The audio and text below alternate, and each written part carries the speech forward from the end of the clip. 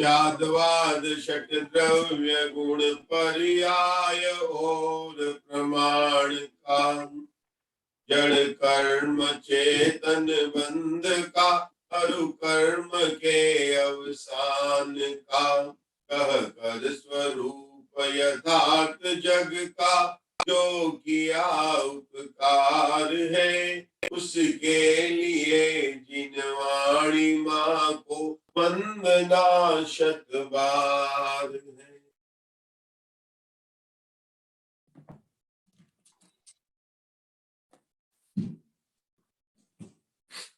काउन्नमोकारं अरिहन्ताणं अहेव सिद्धाणं आर्यौ वज्झाये लोगं मीयसौवसावणम्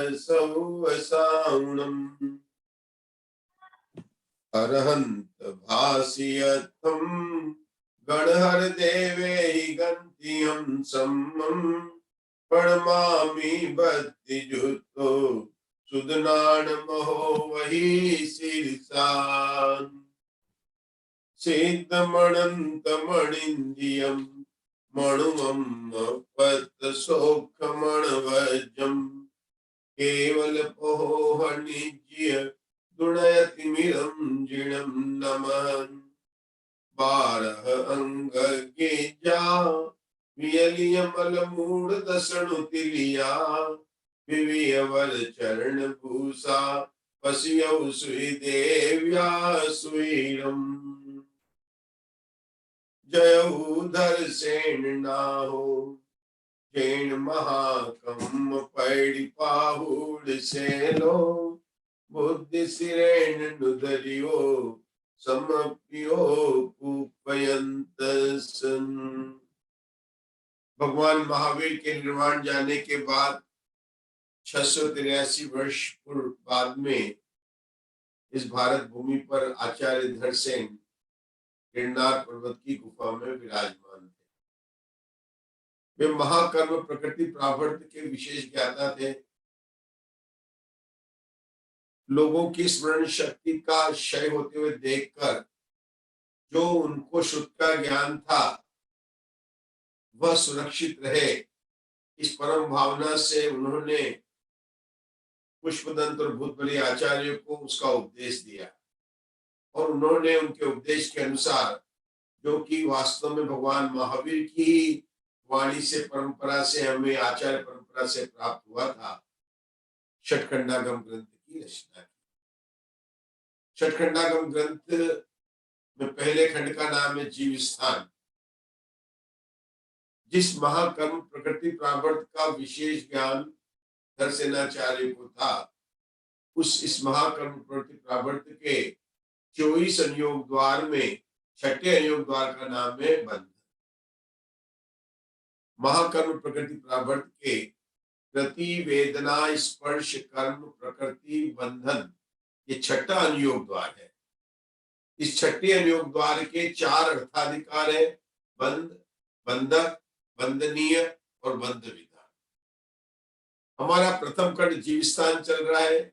इसके सूत्रों का अवतार महाकर्म प्रकृति प्रावर्त के छठे बंधन अनुयोग द्वार के दूसरे अर्थाधिकार जिसका नाम है बंधक और चौथा अधिकार जिसका नाम है बंध विधान, उनसे जीव स्थान प्रथम खंड की सत, संख्या, क्षेत्र, स्पर्शन, काल, अंतर, भाव और अल्प बहुत, ये 8 अनुयोग द्वार।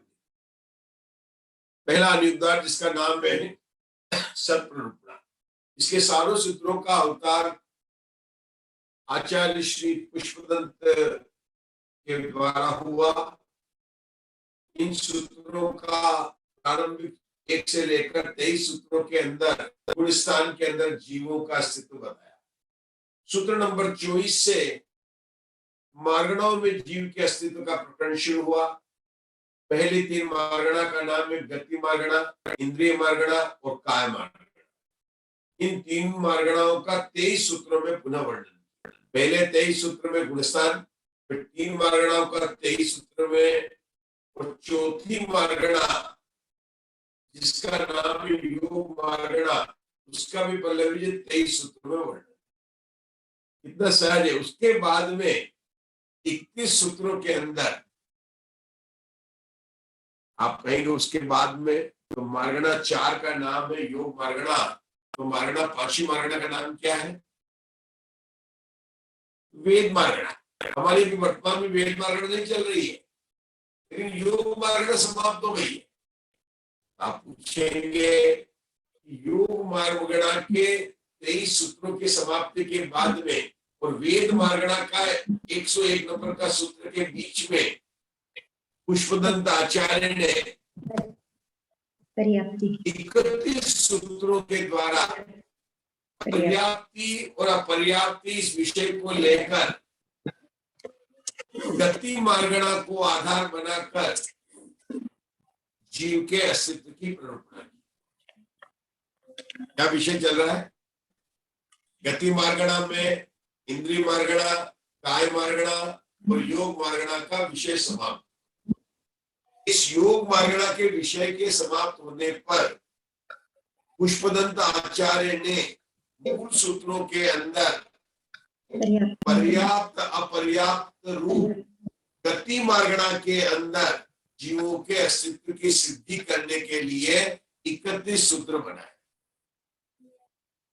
वहां पर उन्होंने प्रारंभ किया 6 पर्याप्ति होती है, 6 पर्याप्ति होती है, 5 पर्याप्ति होती है, 5 अपर्याप्ति होती है, 4 अपर्याप्ति होती है, 4 पर्याप्ति। इन 6 पर्याप्ति, 5 पर्याप्ति और 4 पर्याप्ति की स्वामित्व निरूपणा करते बताया कि जो पंचेंद्रिय असंगी जीव होते हैं उनके पंचेंद्रिय असंगी से लेकर जीवों के 6 पर्याप्तियां हो जाती है। संगी पंचेंद्रिय संगी पर्याप्ति से लेकर चौथे गुण स्थान तक के जीवों में कितनी हो जाती है? 6 पर्याप्ति। लेकिन जो 2 इंद्रिय से संगी पंचेंद्रिय के जीव होते हैं उनके केवल 5 पर्याप्तियां ही होती है। एकेंद्रिय जीवों के 4 पर्याप्तियां होती है। एकेंद्रिय जीवों की 2 पर्याप्ति कौन सी नहीं होती है? वचन पर्याप्ति और भाषा पर्याप्ति और मन पर्याप्ति। असंगी जीवों के कौन से पर्याप्ति नहीं होती है पल्लवी जी? उनके असंगी जीवों के मन पर्याप्ति नहीं। और जो संगी पंचेंद्रिय जीव होते हैं उनके आहार पर्याप्ति, शरीर पर्याप्ति, इंद्रिय पर्याप्ति, श्वासोच्छ्वास पर्याप्ति, भाषा पर्याप्ति और मनो पर्याप्ति होती है। उसके बाद में पुष्पदंत आचार्य ने हर एक गति में पहले उन्होंने बात नरक गति, तिरंज गति, इन गति में अंदर पर्याप्त और अपर्याप्त का स्वरूप बताना प्रारंभ। हमारी नरक गति मार्गणा की बात चल रही थी और हम स्वाध्याय करते हुए सूत्र नंबर 83 पर आ गए। गति मार्गणा के अंदर हमें पता है पल्लवी जी की नरक गति में 4 गुण स्थान होते हैं, पहले से 4 गुण स्थान, और देव गति में भी पहले से 4 गुण स्थान। बात गति मार्गणा की चल रही, इसलिए गति मार्गणा ये विषय स्पेशल है, चूड़ी का रूप है, तो उसके अंदर पर्याप्ति और पर्याप्ति का विषय चल रहा है। तो गति मार्गणा में नरक गति को लेकर उन्होंने क्या कहा कि पहले उन्होंने भेद बताया कि नरक गति के अंदर 4 गुण स्थान होते हैं। पहला गुण स्थान और चौथा गुण स्थान नरक गति में अपर्याप्त गुण स्थान में होता है। दूसरा और तीसरा गुण स्थान नरक गति में पर्याप्त गुण स्थान में होता है। आशा में इसका कारण बताया कि नारकी जीव सासाधारण गुण स्थान में मरकर उत्पन्न नहीं होते, मतलब कोई भी नरक गति में सासाधारण गुण स्थान के साथ में नरक गति में नहीं जाता। क्या? हाँ, थोड़ी आवाज ब्रेक हो रही है। आवाज साफ नहीं आ रही क्या मेरी? हाँ हाँ पंडित जी, थोड़ा ब्रेक होके आ रही है।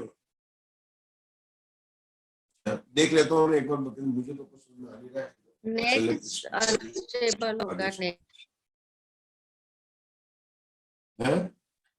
अब ठीक आई है? यहाँ तो ठीक दिख रहा है, सही है, देख लेते हैं। चलिए यहाँ तो ठीक है, मेरे यहाँ पर तो ठीक है, इसको तो ठीक है, ये सब चलता है। आप लोगों की आवाज सही आ रही है तो आप ही लोग अपना प्रश्न करेंगे। तो हमारे बात चल रही थी नरक गति की। तो नरक गति के अंदर पहला गुण स्थान और चौथा गुण स्थान पर्याप्त अवस्था में भी होता है, अपर्याप्त अवस्था में भी। दूसरा गुण स्थान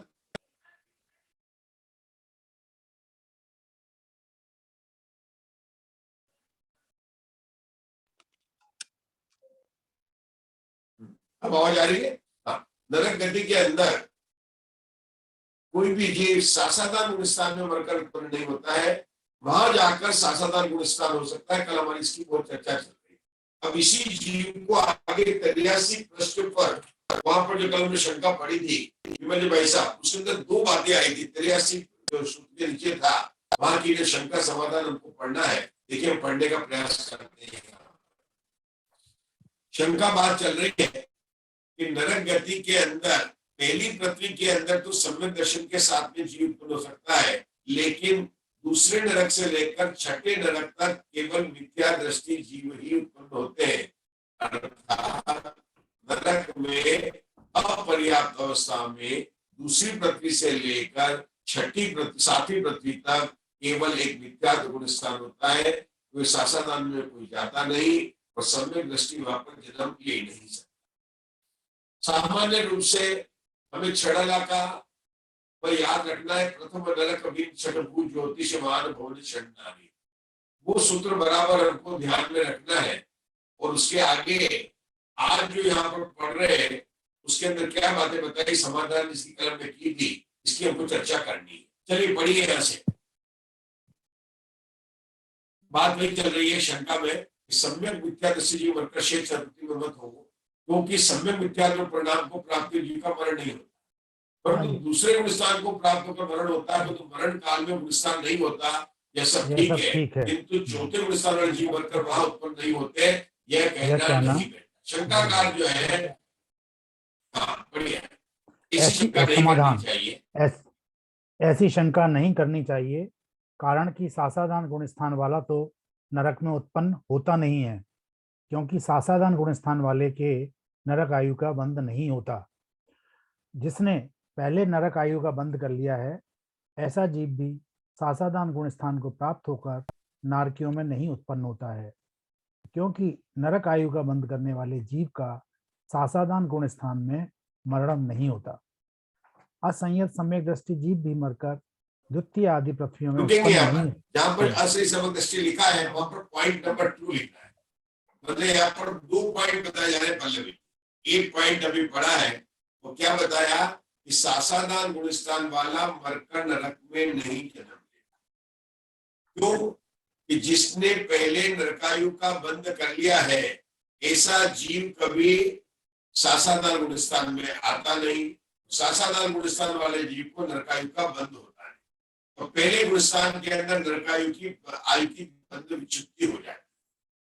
पहला पॉइंट किस लिए बताया जा रहा है? यहाँ पर पहला पॉइंट बताया जा रहा है कि सासाधान गुण स्थान को लेकर पहला पॉइंट, और दूसरा पॉइंट किसको लेकर है कि दूसरे नरक से लेकर सातवें नरक तक सम्यक दृष्टि जीव क्यों नहीं उत्पन्न होते। सभी लोग फिर से ध्यान दीजिए, ये जो समाधान है इसके अंदर बहुत सूक्ष्म बातें आने वाली है, जिसको अगर हम ध्यान से नहीं सुनेंगे, उपयोग अगर इधर चला जाएगा तो हो सकता है कि कुछ हमारा उसमें मिस हो जाए। 2 बातें बताई जा रही है। बात नंबर 1, पॉइंट नंबर 1 क्या बताया कि सासाधान गुण स्थान वाला मरकर किसी भी नरक में जन्म नहीं लेता। इस बात को समझाने के लिए आशा में इन्होंने आज क्या कहा कि जिसके नरकायु का बंध हो गया है, ऐसा जीव सासाधान गुण स्थान में आता नहीं। दूसरा, सासाधान गुण स्थान में आ गया तो आयु नहीं, तो उसके सासाधान गुण स्थान में नरकायु का बंध नहीं होता है, क्योंकि प्रीति जी ने अभी कर्म कांड के शिविर में पहली गाथा में पढ़ लिया था, पहले गुण स्थान में, कि पहले गुण स्थान में नरकायु की बंध विच्युति हो जाती है। 16 प्रकृतियों के साथ, आशा में आप भी थे वहां, 16 प्रकृतियों के साथ में नरकायु की बंध विच्युति हो जाती है। ये पॉइंट नंबर 1 सरल है और सबको समझ में आ गया। हम पूछेंगे कमलेश जी आपसे, सासाधान गुण स्थान वाला नरकायु नरक में मरकर जन्म नहीं ले, कल मुक्ता जी ने बताया था कि वहां जाकर सासादान गुणस्थान हो सकता है। मतलब सासादान को लेकर कोई वहां जन्म ले सकता है, वहां जाकर सासादान गुणस्थान की उत्पत्ति हो सकती को प्राप्त कर सकता है। सातों नरक की बात चल रही है, ये बात समाप्त हो गई। अब मैं आगे बढ़ना चाहता हूँ। दूसरा पॉइंट क्या बता रहे हैं मंजुला जी इंदौर कि दूसरी पृथ्वी का नाम क्या है? रत्नप्रभा पहली है, रत्नप्रभा दूसरी का नाम क्या? शर्करा, बालुका, पंख, धूम, तमो, महातम। कमलेश जी को याद है सातों पृथ्वी, याद है क्या? रत्नप्रभा बोलिए, रत्नप्रभा, शर्करा, बालुका, पंख, धूम, तमो, महातम, भूमियो घनाम्बु वाताकाश प्रशिष्टा सप्ता दोधा। बहुत बढ़िया, सात बड़ा। इनके दूसरे नाम है धम्मा, वंशा, मेघा, अंजना, अधिष्ठा। याद है कि याद है? भगवा, माघवी, ये धम्मा, वंशा, मेघा, अरिष्टा, माघवा, माघवी, ऐसा है। धम्मा, वंशा, मेघा, अरिष्टा। इसको याद है पूरे? धम्मा, अरिष्टा, मधवा, माधवी। धम्मा, वंशा, मेघा, अंजना, अरिष्टा, मेघवा, माघवी, महात्म। ये जो है वंशा, मेघा, अंजना, अरिष्टा, मधवा, माघवी। यहाँ पर क्या बात चल रही है? सुनो, अब ध्यान सुनिए क्या चल रही है कि दूसरी पृथ्वी से लेकर सातवीं पृथ्वी तक सम्यक दृष्टि जीव जन्म नहीं लेते। क्या बताया जा रहा है? सम्यक दृष्टि जीव नहीं जन्म लेते। शंकाकार पूछते क्यों नहीं लेते? आपने सासादान की मान को मानने तैयार है, सम्यक मिथ्या मतलब सम्यक मिथ्या तो पर्याप्त अवसर होता है, भगवान भी मानने को तैयार है, लेकिन सम्यक दृष्टि पहले नरक में जन्म ले सकते हैं तो आगे दूसरे से सातवें नरक में सम्यक दृष्टि जीव जन्म क्यों नहीं लेते? विवाह जी पूछता है कि आप ये क्यों कह रहे हैं कि दूसरे नरक से लेकर सातवें नरक तक अपर्याप्त अवस्था में केवल एक मिथ्यात्व गुणस्थान ही होता है। इस बात को समाधान में 6 पॉइंट से बताया। इस बात का स्पष्टीकरण समाधान में 6 बात से बताया। क्या बताया? 6 बात से बताया विमल भाई साहब, नहीं तो पूरा पैराग्राफ पढ़ जाएंगे तो हमें पता नहीं चलेगा मुक्ता जी के क्या बात कर रहे हैं। बहुत बड़ा पैराग्राफ, वो कल पढ़ा भी था, नए नए शब्द थे, लेकिन विभाजन उसमें 6 पॉइंट है। पहले तो नरक गति की मार्गणा में पर्याप्त अपर्याप्त लेकर कोई बात नहीं बताई। पहली बात सासादान गुणस्थान को जो हम समझ। दूसरी बात है कि दूसरी पृथ्वी से लेकर दूसरी पृथ्वी से लेकर सातवीं पृथ्वी तक सम्यक दृष्टि जीव नरक में उत्पन्न क्यों नहीं होते हैं? मधु जी इसकी 6 बातें बताई। क्या बताइए? 6 बातें बताई। अब वो 6 बातों को अपने को पढ़ना है और निशान लगाना है कि वो क्या क्या बातें हैं। विमल भाई साहब शुरू करेंगे, सब लोग ध्यान से रखना, आपको समझना नहीं है, पहले बताना कि 6 बातें आचार्य ने कौन सी बताई है, कि उसके नाम को ही अपने को बताना है ना, उसका खुलासा बाद में करेंगे। चलिए पढ़िए। असंयत दृष्टि जीव, पढ़िए। असंयत सम्यक दृष्टि जीव भी मरकर द्वितीय आदि पृथ्वियों में उत्पन्न नहीं होते, क्योंकि सम्यक दृष्टियों के शेष 6 पृथ्वियों में उत्पन्न होने के निमित्त नहीं पाए जाते। हाँ, क्यों नहीं उत्पन्न होते हैं? कि सम्यक दृष्टि जीव के दूसरी पृथ्वी से लेकर सातवीं पृथ्वी यानी 6 पृथ्वी में उत्पन्न होने के निमित्त नहीं पाए जाते। अब एक एक निमित्त की बात करेंगे, 6 बातें बताएंगे। चलिए पॉइंट नंबर 1, कर्म। यदि कर्म स्कंदों की अधिकता असंयत सम्यक दृष्टि जीव के शेष 6 नरकों में उत्पत्ति का कारण कहा जावे, सो भी ठीक नहीं है, क्योंकि छपित कर्मांशिक जीवों की भी नरक में उत्पत्ति देखी जाती है। पॉइंट नंबर 1 समाप्त हुआ। दूसरी बात के कि सम्यक दृष्टि दूसरे नरक से लेकर सातवें नरक तक क्यों नहीं उत्पन्न होते हैं, उसकी 6 बातें बता रहे हैं। उसमें पॉइंट नंबर 1 है कर्म स्कंदों की अधिकता। पॉइंट का नाम क्या है? कर्म स्कंदों की अधिकता। मतलब बहुत सारे कर्मों का ढेर पड़ा हुआ है, इसलिए नहीं जा पाता होगा बेचारा। है ना। कर्म स्कंदों की अधिकता असह समदृष्टि जीवों के इच्छा पृथ्वी का कारण कहा जाए, असह समदृष्टि जीवों के शेष नरकों में उत्पत्ति कारण कहा जाए। कोई ये कहे, शंकाकार कहता है कि कर्म बहुत अधिक है तो नीचे नरक में जाके गिरना चाहिए, तो आचार्य कहते हैं कि तेरा यह कहना भी ठीक नहीं है। पहले में बात थोड़ा समझ में नहीं आ रही, क्या बोल रहे हैं, शंकाकार की भी बात ले रहा है। क्या ले रहा है कि वो क्या कहना चाहता है कि सम्यक दर्शन के साथ में जो दूसरी पृथ्वी से छठी सातवीं पृथ्वी तक जीव उत्पन्न नहीं होते आप एक कह रहे हैं, तो भाई ये बात तो मुझे समझ नहीं आती है। एक पॉइंट बना के बोलता कि अगर अपन ये कहे तो ये कहे कर्म स्कंदों की अधिकता, मतलब क्या, जिसके बहुत सारे कर्म बंधे हैं वे नरक में जाएंगे, नीचे उत्पन्न होंगे सम्यक दृष्टि। तो आचार्य कहते हैं कि तेरी यह बात सही नहीं है। क्यों सही नहीं है? तू बात कर रहा है जिनके कर्म स्कंदों की अधिकता है, लेकिन हम कहते हैं कि जिनके शपित कर्मांशिक अर्थात जिनके कर्मों की बहुत है, के सत्ता में बहुत कर्म परमाणु कम है, वे जीवी नरक में उत्पत्ति देखी जाती है, इसलिए ये तेरी बात पहली ठीक नहीं। अब दूसरी बात बता रहे हैं, अब इसकी उल्टी लेंगे, कर्म स्कंदों की अल्पता। पहला पॉइंट में क्या लिया था, कर्म स्कंदों की अधिकता। आशा में नोट कर दिया जाने का, कर्म स्कंदों की अधिकता पहला पॉइंट है। दूसरा पॉइंट है कर्म स्कंदों की अल्पता। कल हाँ पढ़िए, इसको पढ़िए, कर्म स्कंद की अल्पता भी नरक में उत्पत्ति का कारण नहीं है। भी नरक में उत्पत्ति का कारण नहीं है, क्योंकि गुणित कर्माशिक जीवों की भी वहां पर उत्पत्ति देखी जाती है। जीवों के वहां पर हाँ, मतलब कर्म की अल्पता यह भी नरक उत्पत्ति का कारण नहीं। क्यों नहीं है? क्योंकि वह गुणित कर्मांशिक मतलब जिनके बहुत गुणाकार रूप से कर्मों के अंश है, ऐसे जीव भी उत्पन्न होते हैं। ठीक है, 2 पॉइंट हो गए, कर्मों की बहुलता, कर्मों की अल्पता। कर्म स्कंदों की बहुलता, अधिकता और कर्म स्कंदों की अल्पता, 2 पॉइंट हो गए। अब आगे का तीसरा पॉइंट, नरक गति का सत्व भी सम्यक दृष्टि के नरक में उत्पत्ति का कारण कहना ठीक नहीं है, क्योंकि नरक गति के सत्व के प्रति कोई विशेषता न होने से सभी पंचेंद्रिय जीवों को नरक गति की प्राप्ति का प्रसंग आ जाएगा। Point number 3, point number 3 number point क्या, नरक गति का सत्व।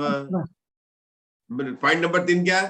पहला पॉइंट था कर्म स्कंदों की अधिकता, दूसरा पॉइंट था कर्म स्कंदों की अल्पता, तीसरा पॉइंट क्या है, नरक गति का सत्व, मतलब जिसकी सत्ता में नरक गति की सत्ता है, ऐसा सम्यक दृष्टि भी नरक में उत्पन्न हो, क्यों उत्पन्न हो कि उसके नरक गति का सत्व है। यह बात भी ठीक नहीं है। क्यों ठीक नहीं है? क्योंकि नरक गति के सत्व के प्रति कोई विशेषता न होने से सभी पंचेंद्रिय जीवों को नरक गति की प्राप्ति का प्रसंग आ जाएगा। पॉइंट नंबर 3 फिर से समझाता हूं कि सम्यक दृष्टि जिसके नरक गति का सत्व हो तो नरक गति में जाना चाहिए। तो कहता कि ऐसा नहीं है। ऐसा क्यों नहीं है? कि जो भी पंचेंद्रिय जीव है, यानी भाई साहब, जेपी दोषी, कमलेश जी, आशा बेन, मंजुला जी, हम सब कौन है? पंचेंद्रिय जीव है। आशा बेन, आज आपने सुबह से नरक गति बांधी कि नहीं बांधी? बांधी होगी। क्यों? कि हमारे दिन में कई तरह के परिमाण होते हैं, कभी नरक गति बंदी, कभी मनुष्य गति बंदी। जब आप स्वाध्याय कर रहे थे, पूजा कर रहे तो देव गति बंदी, जब आप साधारण भाव कर रहे थे तो मनुष्य गति बंदी, कुछ मायाचारी की बात आ गई है ना, तो हो सकता है कि आपकी, अब अपने को पता नहीं चलता, लेकिन मायाचारी के भाव तो आ ही सकते हैं नहीं। और इसी तरह से तो नरक गति का सत्व तो सभी पंचेंद्रिय जीवों के पाया जाता है। और तू कहता है कि सम्यक दृष्टि के नरक गति का सत्व कारण है, तो जिन जिन के नरक गति का सत्व पाया जाए उन सबको नरक जाना पड़ेगा, ऐसी बात तेरे को माननी पड़ेगी। तीसरा पॉइंट में क्या लिया? तीसरा पॉइंट नरक गति के सत्व। समझ में आ रहा है ना आप लोगों को? बहुत सरल चल रहा है। नरक गति, क्योंकि गति जो है हर समय बनती है, दिन में जैसे भाव थे तो नरक गति का सत्व है, और तू कहेगा नरक गति का सत पे निर्णय करना पड़े, तो भाई ये बात बनेगी, तो इसमें दोष आ जाएगा कि सबको, मतलब हम जितने भी स्वाध्याय करने वाले, जितने भी पंचेंद्रिय जीव, सभी जीवों को, करने वाले नहीं करने वाले, सबको नरक गति में जाने का प्रसंग आ जाएगा। लेकिन ऐसा तो बनता नहीं है। अब पॉइंट नंबर 4 पढ़ो। तथा नित्य निगोदिया जीवों के भी त्रस कर्म की सत्ता विद्यमान रहती है, इसलिए उनकी भी त्रसों में उत्पत्ति होने लगेगी। अशुभ लेश्या के सत्व को नरक में उत्पत्ति का कारण कहना ठीक नहीं है। ये पॉइंट नंबर 4 आ गया। चार पॉइंट है कि जो निगोदिया जीव होते हैं, हमें पता है निगोदिया जीव मरकर नरक में नहीं जाते, वो तिरंज गति में आते हैं, और उसमें से कुछ तिरंज गति वाले मनुष्य बन सकते हैं, लेकिन वो लोग जो है नरक नहीं जाते। तो तुम ये कहोगे नारकी त्रस है कि स्थावर है? नारकी तो त्रस है, नारकी तो पंचेंद्रिय है। अब जिसके जैसे वहां क्या बोला था, नरक गति का सत, अब ये क्या बता रहे आशा बहन, जो पॉइंट है नेक्स्ट चौथा पॉइंट में क्या आया, त्रस एकेंद्र नित्य निगोदिया जीव के भी त्रस कर्म की सत्ता की विद्यमानता। पहले क्या रहता, नरक गति की सत्ता जो कि पंचेंद्रिय सभी को रहती है। अब लिया नित्य निगोदिया जीव को, जिनको क्या है कि उनको भी त्रस कर्म की सत्ता विद्यमान है। अगर ये कहे कि त्रस के उत्पत्ति का कारण ये करें, इसके कारण होता है, तब तो भैया सभी निगोदिया के जीवों की त्रस को उत्पत्ति हो लग जाएगी, तो होती नहीं है, ठीक है ना, क्योंकि वो लोग तो मतलब जो है इस बात को उन्होंने नकार दिया है। अब आगे का 5वां पॉइंट बोलिए। अशुभ लेश्या के सत्व को नरक में उत्पत्ति कारण कहना ठीक नहीं है, क्योंकि मरण के समय असंयत सम्यक दृष्टि जीव के नीचे की 6 पृथ्वियों में उत्पत्ति कारण रूप अशुभ लेश्याएं नहीं पाई जाती हैं। लो, मतलब ये कह रहे हैं कि अगर तू कहेगा अशुभ लेश्या के कारण उत्पन्न होना चाहिए,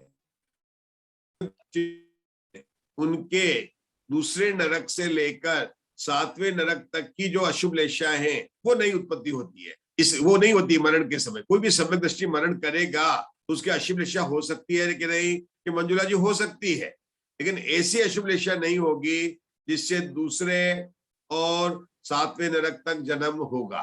इसका क्या मतलब है? क्या पहले नरक में शुभ लेश्या होती है? हमने तो सुना है कि पहले नरक में सम्यक दृष्टि जन्म लेता है, और छड़ाला में लिखा प्रथम नरक के बिन, तो फिर प्रथम नरक में क्या शुभ लेश्या और बाकी के 6 नरकों में अशुभ लेश्या? क्या ये बात सही है उषा दोषी? नरकों में कौन सी लेश्या होती है? नाम बताएंगे आप लोग? अशुभ लेश्या ही होती है। अरे उनके नाम भी तो आए जिनागम में। कृष्ण नील कापोत, कृष्ण 3 नील कापोत होती है, और यहाँ पर तो बोल रहे हैं कि उनकी अशुभ लेश्या सम्यक दृष्टि के नहीं होती है, तो कैसे हो सकती है? अरे भाई, यहाँ ये कह रहे हैं कि दूसरे नरक से लेकर जो 7वें नरक में जो लेश्या होती है वो जरा ज्यादा अशुभ होती है। पहले में तो जगन्य कापोत लेश्या होती है, वो तो हो सकता है सम्यक दृष्टि को मरण करने के लिए, लेकिन सम्यक दृष्टि को ऐसी मरण के समय ऐसी लेश्या नहीं होती है जिससे वह दूसरी पृथ्वी से लेकर 7वीं पृथ्वी तक उत्पन्न हो सके। ये हो गए 5 पॉइंट। अब 6ठा पॉइंट क्या बता रहे, पढ़ो आप। हाँ जी, आपका पुस्तक है। हाँ जी 6ठा पॉइंट, नरक आयु का सत्व भी सम्यक दृष्टि के नीचे की 6 पृथ्वियों में उत्पत्ति का कारण नहीं है, क्योंकि सम्यक दर्शन रूपी खड़ग से नीचे की 6 पृथ्वी संबंधी आयु काट दी जाती है, और नीचे की 6 पृथ्वी संबंधी आयु का कटना असिद्ध भी नहीं है, क्योंकि आगम से शशिकला जी, कस्तूरी जी, आपको ये पॉइंट समझाना 6ठे नंबर। क्या बताए यहाँ पर कि नरकायु का सत्व भी दूसरे नरक से लेकर 7वें, मतलब कोई ऐसा सम्यक दृष्टि जीव है जो नरकायु का बंध पहले कर लिया है और बाद में उसने सम्यक दर्शन प्राप्त किया है, तो ऐसा जीव तो आना चाहिए कि वो नरकायु है, उसने नरकायु का बंध किया है। तो इसका उत्तर यह है कि जिसने किसी ने पहले दूसरे नरक से लेकर 7वीं नरक की नरकायु का बंध कर लिया है, तो सम्यक रूपी खड़क मतलब तलवार में ऐसी शक्ति है कि उसके दूसरे पृथ्वी से लेकर 7वें पृथ्वी की आयु में छेद हो जाए। ये उसकी बात बताइए। मतलब सम्यक रूपी तलवार जिसके हाथ में है, अगर उसके नरकायु पहले मिथ्यात अवस्था में दूसरी पृथ्वी की, तीसरी पृथ्वी की कोई आयु बांध ली है, तो शकुंतला जी उसकी आयु वो घट जाएगी और वो पहले नरक तक आ जाएगी। और हमारे जाने पहचाने राजा श्रेणिका जी, जिसने यशोधर मुनिराज के ऊपर सर्प डालकर 7वें नरक की आयु का बंद किया,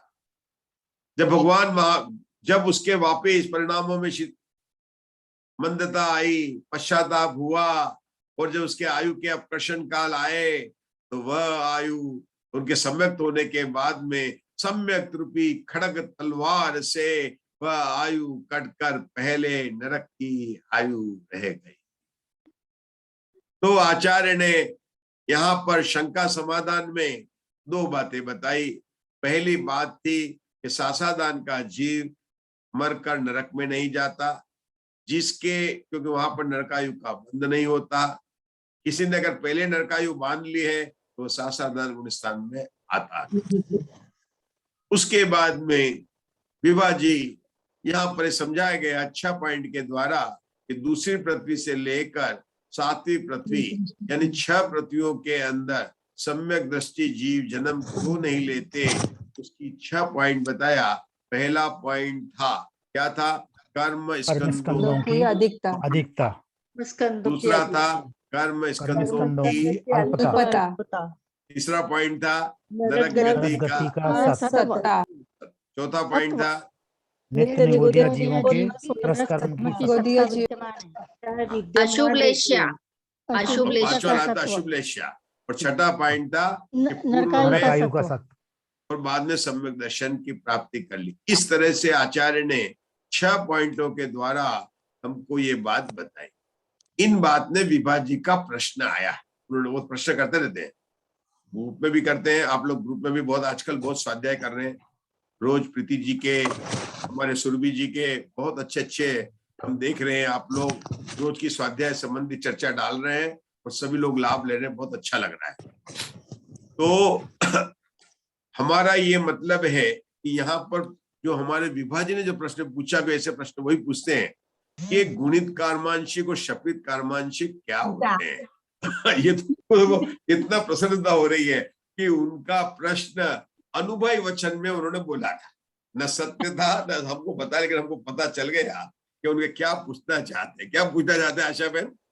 हमने तो सुना है संगी और असंगी होते हैं, संसारी और मुक्त जीव होते हैं, सम्यक दृष्टि और मिथ्या दृष्टि होते हैं, लेकिन मधु जी को पता है कि गुणित कार्मांशिक और शपित कार्मांशिक क्या होते हैं, क्योंकि उन्होंने तो स्वाध्याय किए। बताएंगे मधु जी गुणित कार्मांशिक और शपित कार्मांशिक? देखो बताना तो हमको, हम तो नाम ले रहे हैं, क्योंकि यहाँ पर मुझे पता आप में से बहुत लोगों को पता नहीं है कि गुणित कार्मांशिक और शपित कार्मांशिक जीव क्या होते हैं। चूंकि यहाँ बात आई है तो इस विषय के ऊपर अपन सामान्य जानेंगे कि गुणित कार्मांशिक किसे कहते हैं और शपित कार्मांशिक किसे कहते हैं। मीनाक्षी जाने थोड़ा 5-10 मिनट में इसका समय में कर लेते हैं, है ना? मैं तो बिल्कुल अज्ञानी हूँ। क्या कह रहे हैं? गुणित कार्मांशिक और शपित कार्मांशिक जीव। देखिए, गुणित कार्मांशिक जिसके कर्म स्कंदों की बहुलता, और शपित कार्मांशिक में जिसके कर्म स्कंदों की अल्पता है, अधिकता नहीं है, अल्पता है, क्योंकि तो बहुत क्षय करता है। क्या कहता है? ये गुणित कार्मांशिक जीव होता है ना, ये निरंतर कर्मों का संचय गुणित प्रमाण में करता रहता है और इसकी सत्ता में बहुत सारे कर्म रहते हैं। कर्म परमाणु की बात लेना, आटो कर्म की बात नहीं कर रहा हूं, प्रकृति बंध की बात नहीं कर रहा, स्थिति बंध की बात नहीं कर रहा हूँ, प्रदेश बंध की बात हो रही है, अनुभाग की भी बात नहीं हो रही। किसकी बात हो रही है मधु जी? प्रदेश बंध की। 4 प्रकार के बंध होते हैं ना, आपका तो विधान था बंध विधान के, प्रकृति, प्रदेश, स्थिति और अनुभाग। तो यहाँ पर प्रदेश बंध की अपेक्षा से जिसके द्रव्य अधिक पड़ा हुआ है, रश्मि जी उसको कहते हैं गुणित कार्मांशिक, और जिसके बहुत कम है उसने कैसे संचय किया? गुणित प्रमाण में। अब पैसा इकट्ठा करेगा तो 1-2 रुपए तो कमाएगा नहीं, कहेगा लाखों करोड़ों को अरबों में खड़ाखट करेगा। अब ये भी इतना बड़ा धनी आदमी है, गुणित कार्मांशिक है, इसका बहुत माल है, कर्मों का परमाणु का बहुत माल है, धूल बहुत है, तो कैसे कमाया उसने? गुणित प्रमाण में कमाया। और शपित कर्मांशिक ने बहुत अल्प में कमाया। यह तो हुई अपनी LKG की परिभाषा, गुणित कार्मांशिक और शपित कार्मांशिक। LKG की परिभाषा सबको समझ में आ गई कि जिसके पास गुणित प्रमाण में बहुत है वो शपित कार्मांशिक। अब थोड़ी स्कूल के लेवल की परिभाषा और कॉलेज के लेवल की परिभाषा को जानने का प्रयास करेंगे कि गुणित कार्मांशिक और शपित कार्मांशिक जीव होते कैसे हैं, कैसे इस अवस्था तक पहुंचे, कैसे गुणित कार्मांशिक जीव पहुंचते हैं। तो कहते हैं कि गुणित कार्मांशिक जीव सबसे अधिक द्रव्य की जो संचय करता है वह 7वें नरक के 33 सागर की आयु के अंतिम भाव में उसके सबसे ज्यादा कर्मों का संचय होता। वहां जाके कब? 7वें नरक के अंतिम समय में। और 7वें नरक की उषा दोषी कितनी आयु है? 33 सागर की। और वहां पे पंखा वंखा तो कुछ है नहीं, बहुत ठंड है। आजकल जैसे चल रही है दिल्ली में, कई वर्षों के बाद में इतनी ठंड हुई, वहां तो बहुत भयंकर ठंड चल रही है। कहां पर? 7वें नरक। वो अंत समय में वो सबसे ज्यादा कर्म का संचय। ठीक है, थोड़ी सी बात स्कूल की बताई, कॉलेज की बताई नहीं। तो आपको पता चल गया कि कौन सा जीव है कि जो 7वें नरक में अंत समय में, वो संसार में घूमकर 7वें नरक में आया और वहां अंतिम समय में बहुत उत्कृष्ट संकलेश परिणाम से बहुत सारा कर्मों का संचय। यहां तक तो बात समझ में आ गई। अब शपित कर्मांशिक कौन है? जिसने बहुत कर्मों का शपन कर दिया है और 12वें गुणस्थान के अंत के समय में उसके सबसे कर्मों के प्रमाण होते। उसने बहुत ज्यादा खपाया, संयम से उपवास करके, शपक श्रेणी, उपशम श्रेणी चढ़कर बहुत कुछ किया है और उसके 12वें गुणस्थान के अंत समय में, 13वें गुणस्थान के पहले उसको क्या होता है? सबसे प्रदेशों की संख्या कम पाई जाती है। तो हमने आपको गुणित कार्मांशिक और शपित कार्मांशिक की दो बातें बताई। दोनों, पहली बात क्या बताई? गुणित कार्मांशिक जिसके गुणित प्रमाण में कर्मों का बहुत बहुत द्रव्य पड़ा हुआ है। तो ये जीव कौन सा है आशा बहन? 7वें नरक के अंत में जाया हुआ है, वहां रिटर्न किया हुआ है और वहां अंतिम भाव में इसके सबसे ज्यादा संचय होते। शपित कर्मांशिक वाला कौन है? कि ये 12वें गुणस्थान में, सबसे कम 12वें गुणस्थान के अंत समय में। अब विभाजी का फिर प्रश्न आया, प्रश्न पूछते ही जा रहे हैं, आज तो बताना पड़ेगा मुझे कि ये तो आपने बोला कि 7वें नरक में और 12वें गुणस्थान में, लेकिन हम तो अभी पहले गुणस्थान में ही है और मनुष्य में है, कोई भी जीव हो सकता है। और हम सबको, हमारा नेटिव प्लेस प्रतापगढ़ तो है नहीं, निगोद है। वो तो हम गलत बोलते हैं कि हम प्रतापगढ़ के रहने वाले हैं, महाराष्ट्र के रहने वाले, इंदौर के रहने वाले, ग्वालियर के रहने वाले। हम रहने वाले कहाँ के हैं मुग्धा जी? निगोद के रहने वाले, निगोद के रहने वाले हैं। तो हमारे तो एक केंद्रियों से ही हम आए हुए हैं और आप हमको 7वें नरक में निकाल जाएंगे। तो वहां की यात्रा तो बताओ कि जब वो जीव जाके सबसे अधिक कर्म संचय करता है, सबसे ज्यादा कमाई कर लेता है, और वो निगोद से निकला हुआ जीव तो 12वें गुणस्थान में जाता है। तो आशा में शपित कर्मांशिक हो या गुणित कर्मांशिक हो, विभाजी, वो जीव निकलेगा कहां से? कि वो तो संसार में रहेगा तो निगोद विगोद में, स्थावर पर्याय में, त्रस पर्याय में, सब में परिभ्रमण करता रहेगा। रुक कर फिर से रिपीट करता हूं क्योंकि विषय थोड़ा सा, मैं ये नहीं बताऊंगा कौन से अनुयुक्त द्वार का विषय है, लेकिन यहाँ पर आया है। ये धौला पुस्तक 10 का विषय है हमारे। सिर्फ ये बात मधु जी नोट कर लें, वो बहुत जल्दी जल्दी 9वीं 10वीं 11वीं पुस्तक पढ़ रही है। तो 10वीं पुस्तक का विषय, मधु जी कौन सी पुस्तक का विषय है? धौला 10वीं पुस्तक, आप लोगों को नहीं। अब हम क्या बताना चाहते हैं मधु जी? कि ये जीव जो है ना, कहां से संसार में परिभ्रमण किया हुआ है। तो शपित कार्मांशिक वाला, अब सुनने की बात है, जो गुणित कार्मांशिक वाला जिसने कि 7वें नरक के अंत में सबसे समय में सबसे ज्यादा कर्मों का संचय किया और गुणित कार्मांशिक बन गया, इतना कमा लिया, ये जीव अधिकतर बादर पृथ्वी कायु में रहा। कहां पर रहा? बादर पृथ्वी का एक में, सूक्ष्म निगोद से निकलकर अधिक समय। देखो प्रीति जी, अधिक समय का मतलब क्या हुआ? आशा में अधिक समय का मतलब क्या हुआ? संसार में जीव या तो त्रस पर्याय में रहेगा या स्थावर पर्याय में। तो मुग्धा जी, अपने को पता है त्रस पर्याय में रहने की अधिक से अधिक स्थिति 2000 सागर। कितनी है? 2000 सागर है। कोई भी जीव संसार में कब से है शकुंतला जी? अनादिकाल से। क्या विमल जी भाई साहब, हम कब से है? अनादिकाल से। अभी हमारी कौन सी पर्याय चल रही? त्रस पर्याय चल रही। कौन चल रही है? लेकिन इस त्रस पर्याय में मीनाक्षी जी अधिक से अधिक कोई भी रह सकता है। तो कितना रह सकता है मधु जी? 2000 सागर तक रह सकता है। मधु जी को याद है, 2 उंगली से बता दिया, तो 2000 सागर तक रह सकता है। 2000 सागर के बाद में वापस कहाँ जाएगा? वो रिलेटिव प्लेस चला जाएगा, जाएगा, बिल्कुल जाएगा। तो स्थान पर्याय में उसको जाना पड़ेगा। कहाँ जाना पड़ेगा? स्थान पर्याय में जाना पड़ेगा। तो अब ये कहते हैं कि वह स्थान पर्याय में रहा, लेकिन इसको कर्म को संचय करने वाला है कौन? गुणित कर्मांशी, चाहे रहा हो सूक्ष्म में, लेकिन अधिक काल कहाँ रहा? बादर पृथ्वी काय में रहा। हमारे पल्लवी जी के 2 प्रश्न है। ये तो मान लिया 2000 सागर की तरस पर्याय, तो बाकी हमको एकेंद्रीय में रहना पड़ेगा। तो एकेंद्रीय में सूक्ष्म भी होते हैं, बादर भी होते हैं, और बादर में भी पृथ्वी काय, जल, अग्नि, वायु, वनस्पति। तो आपने वो ठंडी ठंडी पानी में क्यों नहीं पैदा कराया? थोड़े दिन तो हो जाता, ये अग्नि में पैदा करा, सब में कराना था। आपने बादर पृथ्वी काय में क्यों पैदा कराया? प्रीति जी, आपका ये प्रश्न मैंने ले लिया। क्या लिया? कि यह जीव भ्रमण कर रहा। कौन सा? गुणित कार्मांशिक जीव की संसार की भ्रमण की हम आपको कथा सुना रहे, सत्यनारायण कथा नहीं, इसकी गुणित कार्मांशिक जीव ने संसार में भ्रमण की कथा। संसार में कोई भी भ्रमण करता है तो त्रस पर्याय में रहता है या स्थान पर्याय में। मुक्ता जी, त्रस पर्याय में रहने की स्थिति अधिक से अधिक 2000 साल। ये पता है कि जब वो 7वें नरक में था तो उसके त्रस पर्याय का अंतिम भाव, हमें उसको गुणित कार्मांशिक बनाना। क्या बनाना? गुणित कार्मांशिक बनाना। विभाजी कहाँ बनेगा? 7वें नरक में। 7वां नरक कौन सा है? त्रस पर्याय में। लेकिन उसके पहले स्थान पर्याय में रहा कि नहीं रहा? कि रहा। तो सूक्ष्म में क्यों नहीं रहा? कि सूक्ष्म में कर्म का संचय ज्यादा नहीं हो पाता है, इसलिए हमको बादर स्थान पर्याय में। अच्छा। अब बादर में भी तो 5 होते हैं, पृथ्वी, जल, अग्नि, वायु, वनस्पति। तो बादर में क्यों रखा? कि बादर काय की स्थिति 22,000 वर्ष की होती है। कितनी होती है? 22। अग्नि की तो 3 दिन की होती है, सबके अलग अलग है। जल काय जीव की 7 दिन की, 3 दिन की, सब आता है जीव कांड में, सबके दे रखे।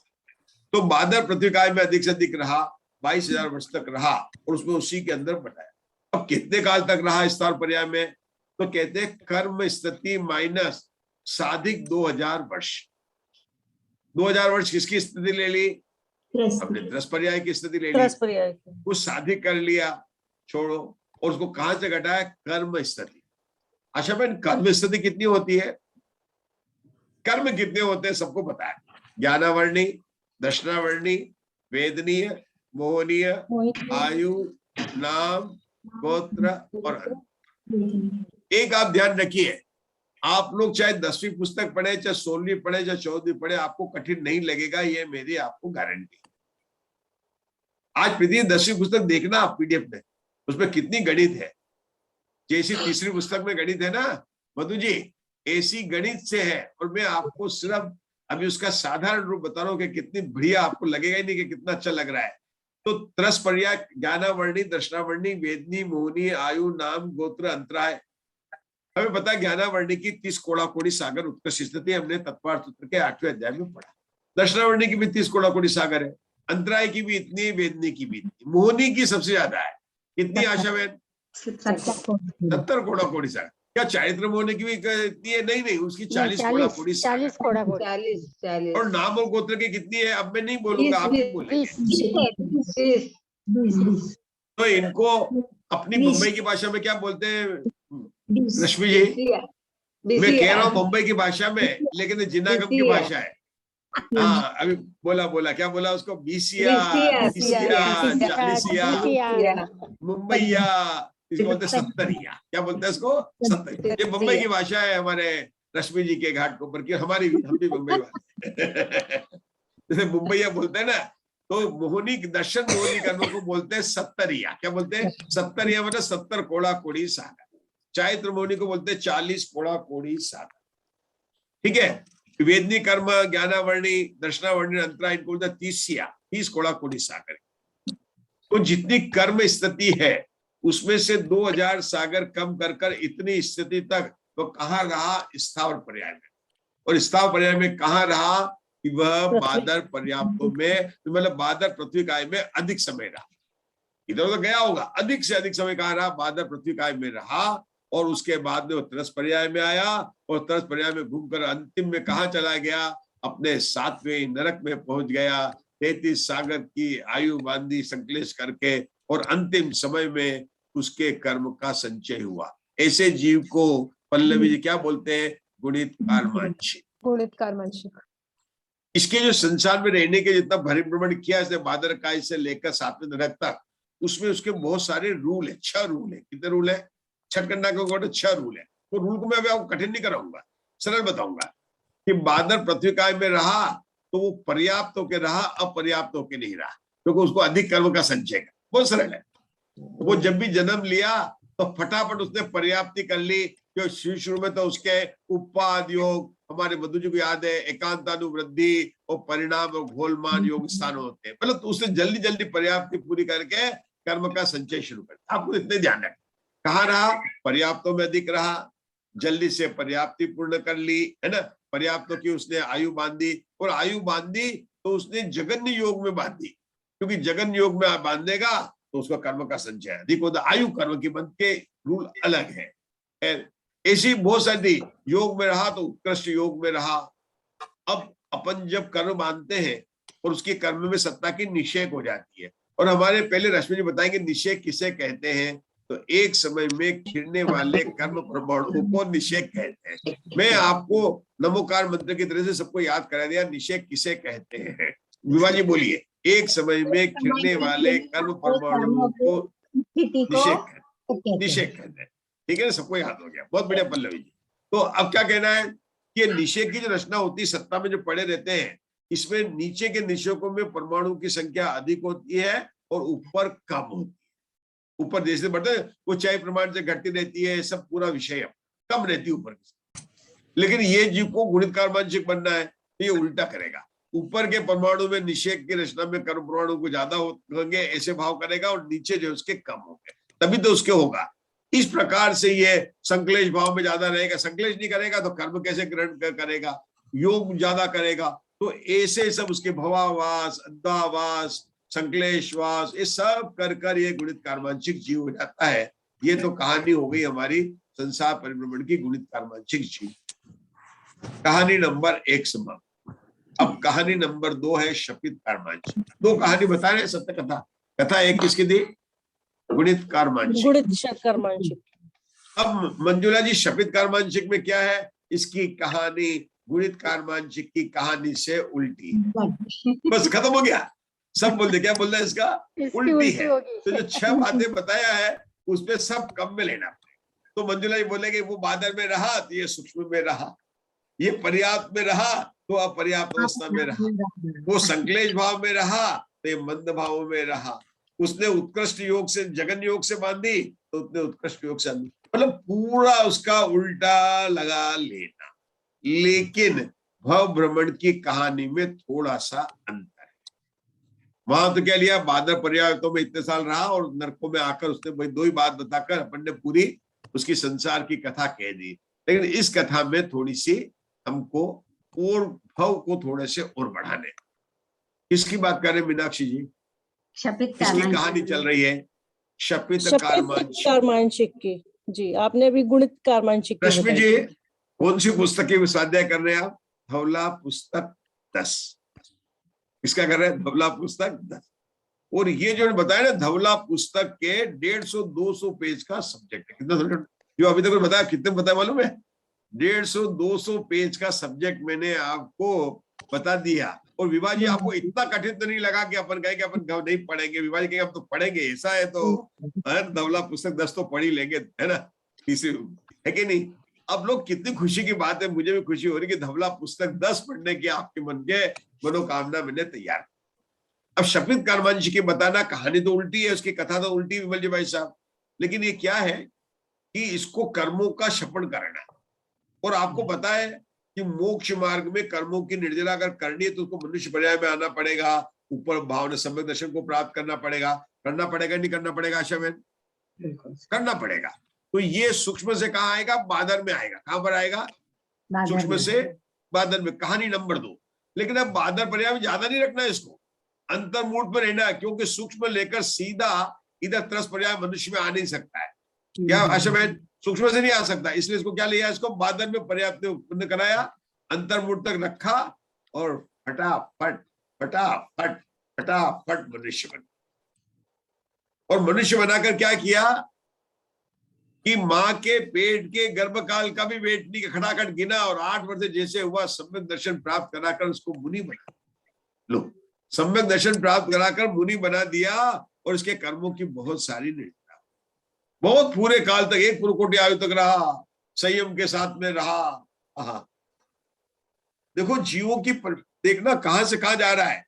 हमेशा बड़े पंडित जी कहते हैं अपने भावों को संभाल के रखना चाहिए भाई। यहाँ बता रहे हैं कि संयम को धारण किया पूर्व कोटि तक, लेकिन आयु के मरने के अंत समय में मिथ्यात्व में भावों के परिणाम गिर गए। क्या गिर गए प्रीति जी? आपको कथा बोलनी है, ये कथा है शपित कर्मांशिक की। आओ आओ हम सुनाते हैं धवला पुस्तक 10 से शपित कर्मांशिक की कथा कि मुनि रहा एक पूर्व कोटि आयु तक, संयम अवस्था में रहा, लेकिन परिणाम ऐसे गिर गए मुग्धा जी कि अंत समय में मिथ्यात्व। देवायु बांधी थी मुनि अवस्था में, क्योंकि जो अब मुनि अवस्था में होते हैं उनके देवायु का ही बंद होता है। क्यों होता है प्रीति जी, क्यों होता है आशा जी? क्योंकि जिनके पहले देवायु को छोड़कर बाकी 3 आयु बन जाए, उनके अणुव्रत और महाव्रत के परिणाम होते ही नहीं है। देखो हमारे को पता है शकुंतला जी, पूरा जीव कांड कर्म कांड धवला पुस्तक में आपको उंगलियों पर रिवाइज हो रहा है, उंगलियों पर रिवाइज हो रहा है। वीरसेन आचार्य, एक बार वीरसेन आचार्य की जय बोलनी पड़ेगी, फिर आगे बढ़ूंगा। बोलो वीरसेन आचार्य की जय जय जय। कितना अच्छा हमको सिखा रहे हैं। मतलब परिणाम गिर जाते हैं उस जीव के मुनि अवस्था में। देवायु बांधी थी मीनाक्षी जी, क्या होगा? मिथ्यात्व में जाएगा, कहाँ जन्म लेगा? भवनत्रिक की आयु बांधी, कहाँ गिर गया वो? भवनत्रिक में गिर गया। और रश्मि जी देखो कहानी, कहाँ तो पूर्व कोटि आयु में 8 वर्ष कम, वो अंतर्मुद्ध और जोड़ लेना, संयम अवस्था में भावलिंगी संत देवायु का बंद किया और यहाँ पर मिथ्यात्व में आकर भवनत्व में गया। लेकिन सबसे जघन्य आयु, कितनी आयु है मंजुला जी देवों की जघन्य आयु? 10,000। अरे हमारे उषा दोषी ने किया है ना भाव परावर्तन पर उनका था, मधु जी का था 10,000 वर्ष। 10,000 वर्ष। अरे आप लोगों ने तो बहुत किया है, मधु जी ने किया क्षेत्र परावर्तन भव परावर्तन। 10,000 वर्ष की आयु में जन्म ले लिया, कम से कम जन्म ले। लेकिन पल्लवी जी भवनत्रिक में जन्म तो लिया मिथ्यात्व के साथ, लेकिन जैसे ही पर्याप्त हुआ और जल्दी से वापिस चैत्यालयों के भवनवासियों के 7,72,00,000 जिनालय की चैत्याल की वंदना करके सम्यक दर्शन को प्राप्त कर लिया। लो लो लो लो लो, क्या कर लिया? सम्यक दर्शन को प्राप्त कर लिया। पूरे 10,000 वर्ष तक सम्यक दर्शन के साथ रहा मुग्धा जी। और फिर अंत में फिर परिणामों की विचित्रता क्या होगा प्रीति जी, क्या होगा? में पुनः लौटकर आ गया, केंद्रीय में जाएगा। ताते चय थावर तन धरे, कहाँ चले गए? स्थावर में गया, स्थावर पर चला गया और स्थावर पर्याय में भी अंतर्मुक्त रहा और वापिस सूक्ष्म में चला गया। ये जो शपित कर्मांशिक की जो कहानी है, त्रस पर्याय विस्तार पर्याय की भ्रमण की कहानी कितनी रोचक है। रोचक इसलिए है कि हमें बताती कि हमें अपने परिणामों को संभालना है। ये जीव वापिस बादर सूक्ष्म में रहकर फिर वापिस बादर आता है, वापिस मनुष्य बनता है, अंतर्मुक्त के बाद वापिस मनुष्य बनता है। 8 वर्ष के अंदर फिर ये ग्रहण करता है और अब की बार तो कमाल करेगा। कहाँ गई हमारा अशोका जी? पूरा का पूरा उपशामना आज नहीं है क्या? अरे लो उनकी तो बात आ गई। उपशामना विधान, स्वस्थान, सातिशय अप्रमत हुआ, 4 आवश्यक किए। फिर क्या होगा प्रीति जी? अपूर्वकरण में फिर 4 आवश्यक 8 आवश्यक हो गए। बड़ा उपशम श्रेणी चढ़ा। कितनी बार उपशम श्रेणी चढ़ा? 2 बार, ज्यादा से ज्यादा 2 बार। हाँ, वहां तो 2 बार चढ़ लिया और भाव में मनुष्य करके 4 बार उपशम श्रेणी चढ़ लिया। 8 बार संयम को धारण किया। वैसे जीव 32 बार कर सकता है, लेकिन यहाँ शपित कर्मांशिक बताया 8 बार संयम को धारण किया। अरे पल्ल के असंख्यात बार सम्यक को धारण किया। इतनी बार ही 5वें गुण स्थान को संयमा सेम लब्धि को प्राप्त किया। कहा कह रहे हैं हम चारित्र को पालन करके संतुष्ट होने वाले, थोड़ी बहुत भक्ति पूजा करके संतुष्ट होने वाले। देखो इस शपित कार्मांचिक जीव की कहानी, 4 बार ये उपशम श्रेणी चढ़ चुका है। क्या मतलब हुआ आशा बहन? वितराग सदस्त हुआ है। वितरागी भगवंतों की पूजा करते, नमस्तु करते, उनको आहार दे दो तो उत्तम भोग भूमि का आपको बंद मिलेगा। रश्मि जी, हम किसकी कहानी कह रहे हैं? शपित कार्मांचिक की कहानी आपको सुना रहे हैं। शपित कार्मांचिक की कहानी मधु जी आपने सुनी? धवला पुस्तक 10 में आप सबसे आगे बढ़ गए, क्योंकि सभी के साथ में, आपके साथ में सभी है यहाँ पर, मतलब सभी के साथ में आप लोग आगे बढ़ गए और आपने धवला पुस्तक की कहानी सुनी, और एक एक कथा नहीं, 2 कथा सुनी। कौन सी कथा? कथा नंबर 1 गुणित कार्मांशिक की, और दूसरी कथा शपित कार्मांशिक की। हमें प्रीति जी आपको कथा सुनानी है, एक एक पेज में हम लिख के देंगे आपको। बंद हो गया क्या? नहीं आ रही है। आ रही है। हाँ जरूर, तैयार है हम। बिल्कुल तैयार है लक्ष्मी जी, बिल्कुल इसको बिल्कुल करना है। बहुत अच्छी, इसमें परिणामों की हमारे प्रीति जी भी करेंगे, परिणामों को सुधारना, संयम हुई, संयम लब्धि हुई है। ऐसा जीव जब अपने जीवन के अंत में अब शपथ श्रेणी चढ़ा, वापिस लौट कर नहीं आएगा। अपूर्वकरण शपथ, अनिवृद्धकरण शपथ, बादर्श, उसके बाद में सुख संप्राय, और सीधा शीर्णमो हुआ 12वें गुणस्थान के अंत में। इसके जो सबसे कर्म की सत्ता होती है, इसको कहते हैं शपित कार्मांशिक जीव। आज के प्रकरण में कहां से बात निकली? वीरसेन आचार्य ने दूसरी पृथ्वी से लेकर 7वीं पृथ्वी तक सम्यक दृष्टि जीव क्यों नहीं लेते हैं, उसकी 6 बातें बताई थी। पहली बात थी कर्म की बहुलता, द्रव्य कर्म की बहुलता, गुणित कार्मांशिक। दूसरी बात थी शपित कार्मांशिक की लेकर बात की थी। तीसरी बात थी, किसकी बात थी आशा बहन? उसके मनुष्य गति के सत्व की बात थी। फिर श्लेषा को लेकर बात थी, है ना। फिर वो इसमें निगोदिया के अंदर जो त्रस पर्याय की सत्ता की बात थी, और उसके बाद में आयु की बात थी। इन सबको बताकर आज क्या बताया गया कि हमें जो है नारकी जीव दूसरी पृथ्वी से लेकर 6ठी पृथ्वी तक उत्पन्न नहीं। विमल भाई साहब, हाँ जी, है कि नहीं धवला पुस्तक, है कि नहीं शंकरनागम का? अरे इसके गणित के प्रश्नों को देख के मत घबराना। आप लोग सब साथ में रहेंगे, सब मिलकर स्वाध्याय करेंगे। स्वाध्याय सरल, और हर चीज के गणित के सरल को हम सरल करके बताएंगे। पढ़ेंगे, साथ में पढ़ेंगे विभाजी जी सर। पीछे नहीं चले जाना, अर्जुन की तरह से रहना आगे। एक बार निकल पड़े षटखंडागम के स्वाध्याय के लिए, है ना।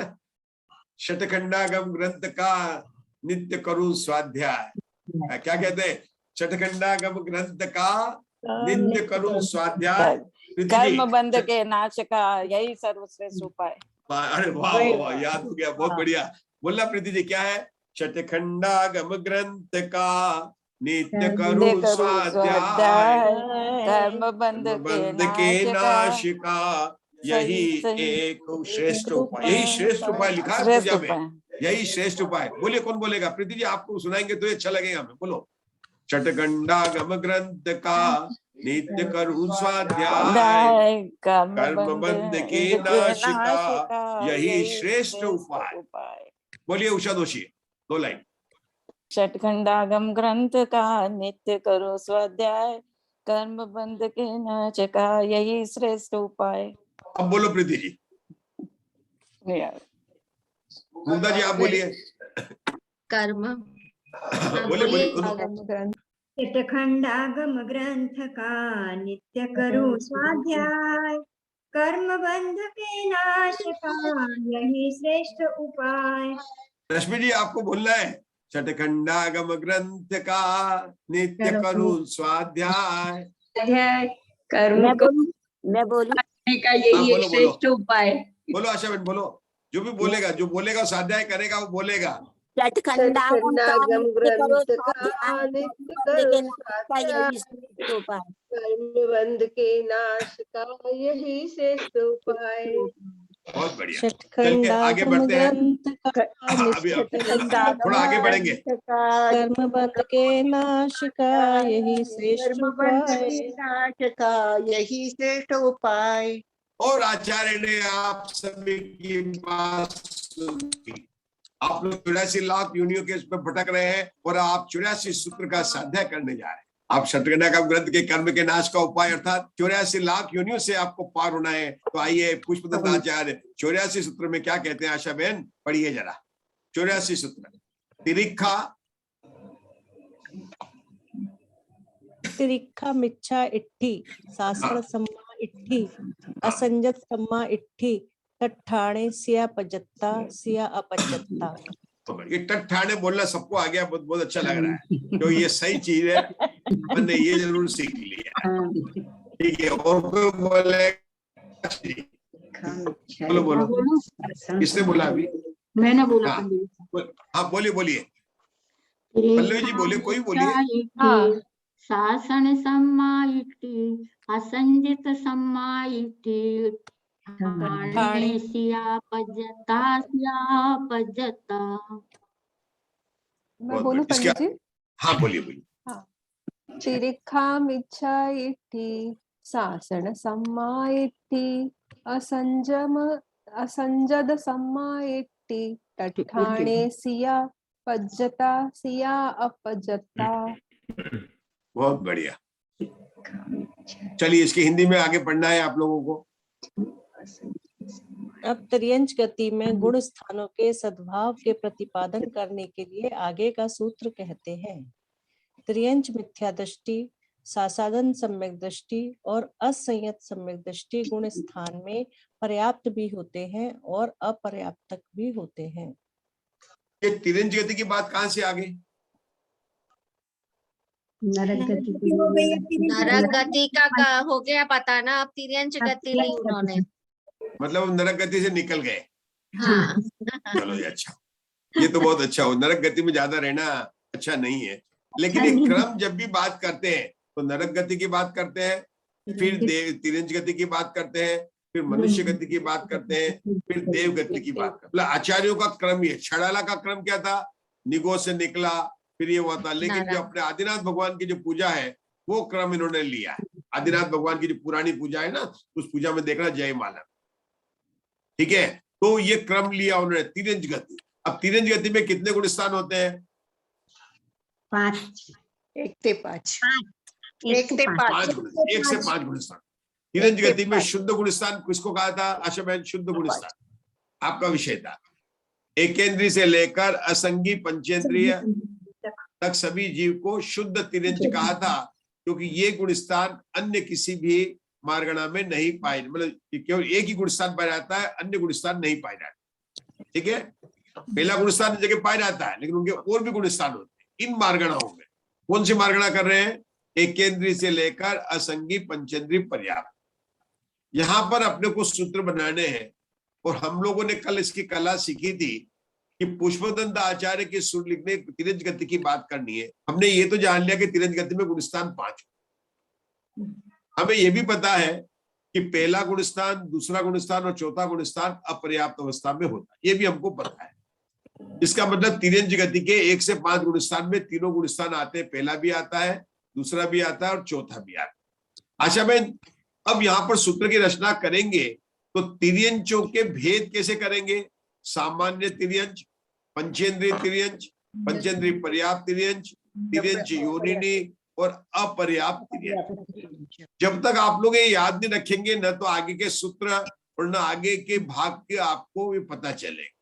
हम किसकी बात कर रहे हैं रश्मि जी? तिर्यंच गति की बात चल रही है।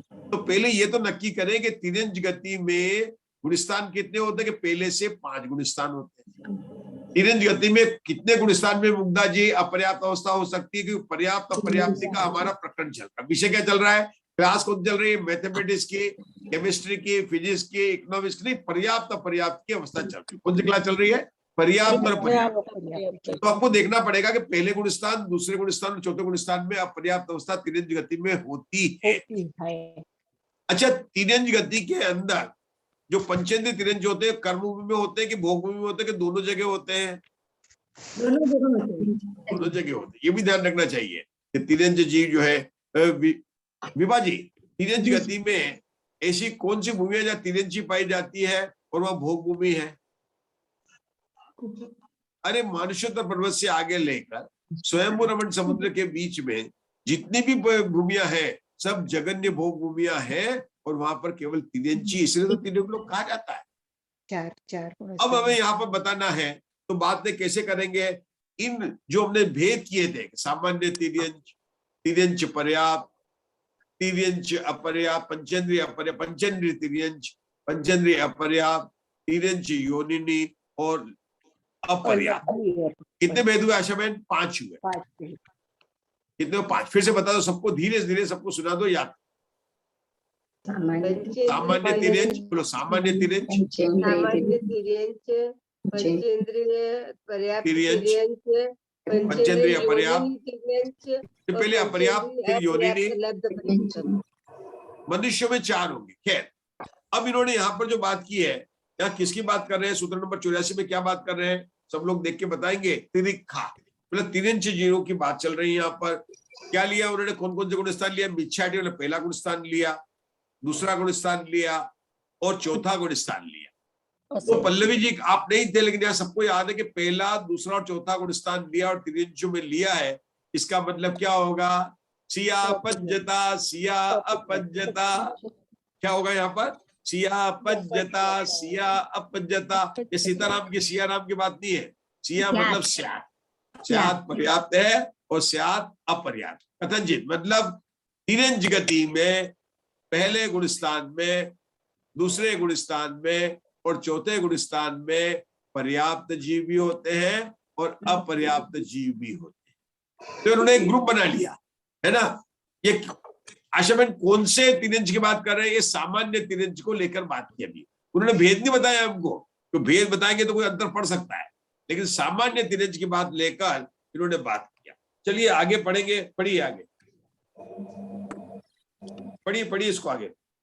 मिथ्या दृष्टि और सासादन सम्यक दृष्टि जीवों की तिर्यंचों संबंधी पर्याप्त और अपर्याप्त अवस्था में भले ही सत्ता रही आए, क्योंकि इन 2 गुण स्थानों की तिर्यंच संबंधी पर्याप्त और अपर्याप्त अवस्था में उत्पत्ति होने में कोई विरोध नहीं आता है, परंतु सम्यक दृष्टि जीव तो तिर्यंचों में उत्पन्न नहीं होते हैं, क्योंकि तिर्यंचों की अपर्याप्त पर्याय के साथ साथ सम्यक दर्शन का विरोध है।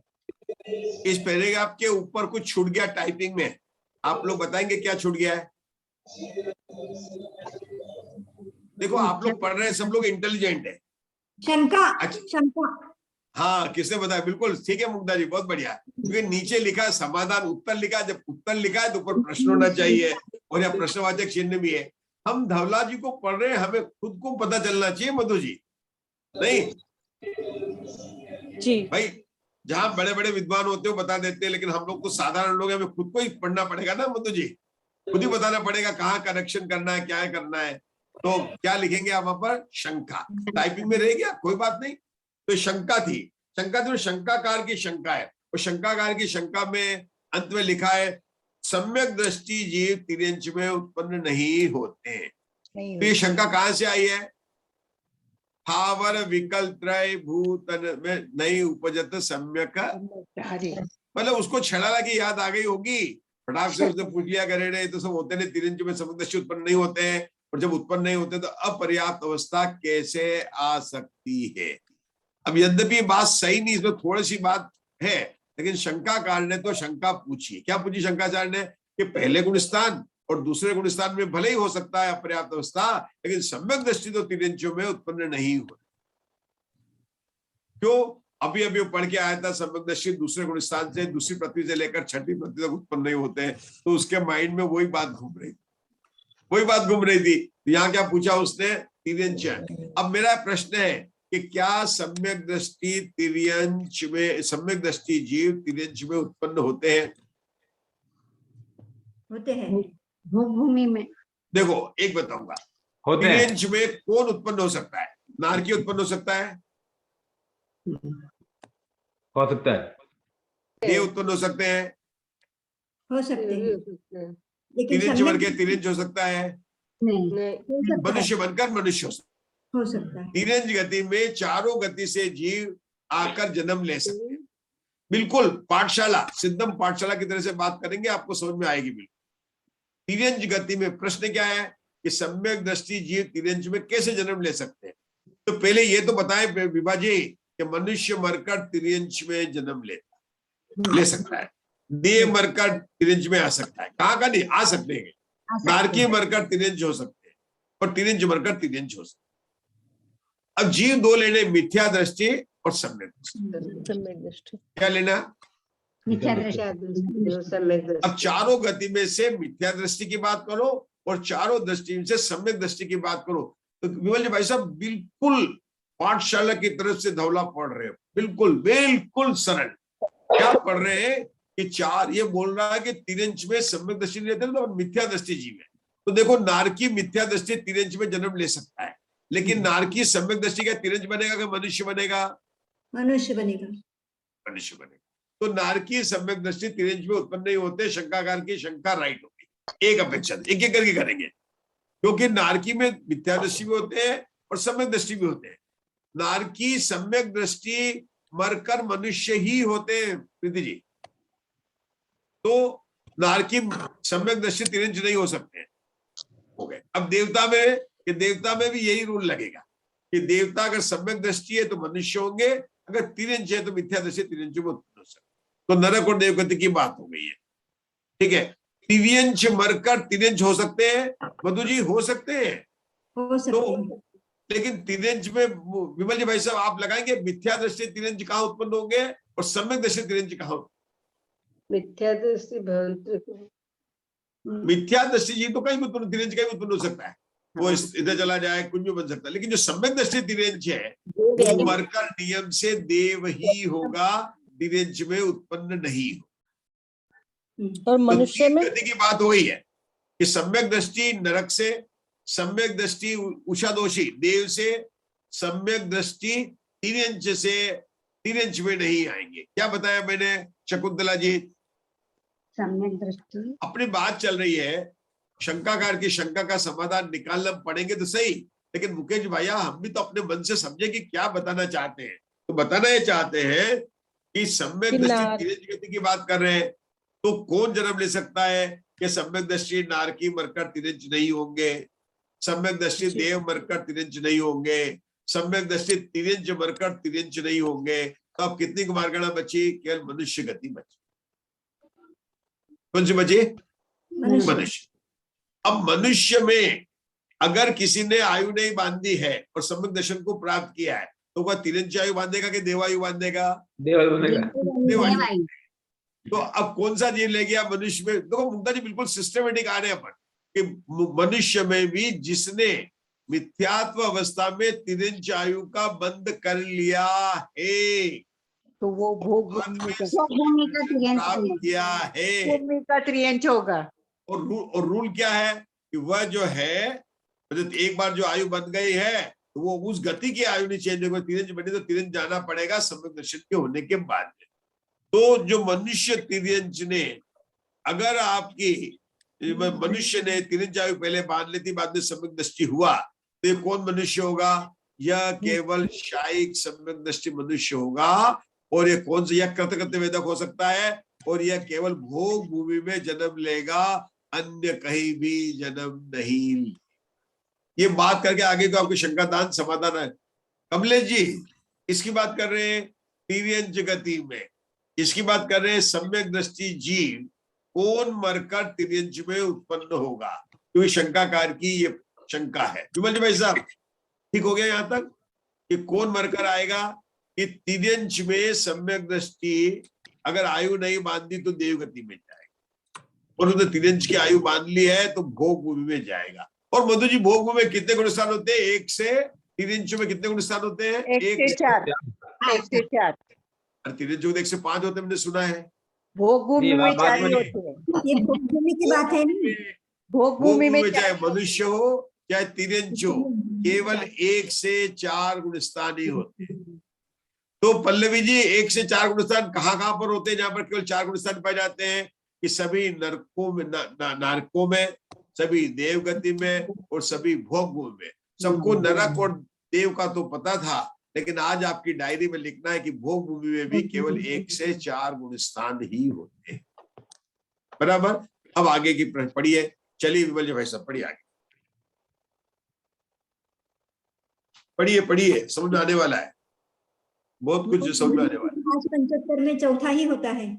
हैं? 575 9 अनुदिश में चौथा ही होता है, पहले 3 नहीं रहेंगे।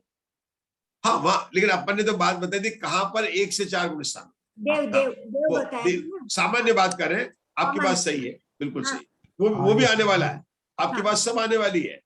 पुष्पदंत आचार्य ने सुन ली, देखो भी आपको मिलेगी। चलो आगे पढ़िए, आप पढ़िए, आप भी पढ़िए। शंका हो गई, शंका के बाद समाधान है। हाँ। विरोध नहीं है, फिर भी यदि विरोध माना जाए तो यह सूत्र वचन अप्रमाण हो जाएगा। उसके बाद शंका, जिसने तीर्थंकर की सेवा की है और जिसने मोहिनी की 7 प्रकृतियों का क्षय कर दिया है, ऐसा क्षायक समय दृष्टि जीव दुख बहुल त्रियंचों में कैसे उत्पन्न होता है? समाधान, रुकेंगे। तीर्थंकर की सेवा कैसे करेंगे? तीर्थंकर तो जो है एकदम समोषण में विराजमान, ऊपर विराजमान है और कमल के ऊपर है। तीर्थंकर आहार नहीं लेते तो हम आहार तो दे नहीं सकते हैं। तीर्थंकर की वैयावृत्ति कर नहीं सकते हैं, तो तीर्थंकर की सेवा कैसे की? भाई मुनिराज आए आपके अरोली मंदिर में तो आप कर लेंगे, आहार दे देंगे, पंतनगर में आए कुछ भी कर लेंगे, लेकिन आप तीर्थंकर की सेवा कैसे करोगे? ऊपर आप चढ़ नहीं सकते हैं, वो कमल के ऊपर विराजमान है, देवताओं की इतनी सिक्योरिटी है, आप जा नहीं सकते, सेवा कैसे करोगे? उनके कहे हुए तत्वों पे श्रद्धा करके तीर्थंकर के पादमूल में जाके उसने क्षायिक सम्यक दर्शन प्राप्त किया, यही सेवा है। शायद ये राइट आंसर है, ये राइट आंसर है। जो मुग्धा जी ने बोला है, मधु जी ने सुना है, मुग्धा जी ने बोला है, मधु जी ने सुना है, वही आंसर राइट है। क्या राइट है? वह दूसरी कोई सेवा की बात नहीं उनके चलने, ये जनरल बात है, ये हमारे संचालक महोदय की बात है, जनरल बात। यहाँ तो एकदम बात चल रही है। क्या चल रही है प्रीति जी? सेवा करने का मतलब क्या है? आप बताइए, रिपीट कीजिए, अनम्यूट करके। दर्शन उनके तीर्थंकर के पाद में रहना ही तीर्थंकर की सेवा है। सम्यक दर्शन सम्यक दर्शन प्राप्त किया। थोड़ा ध्यान रखिए।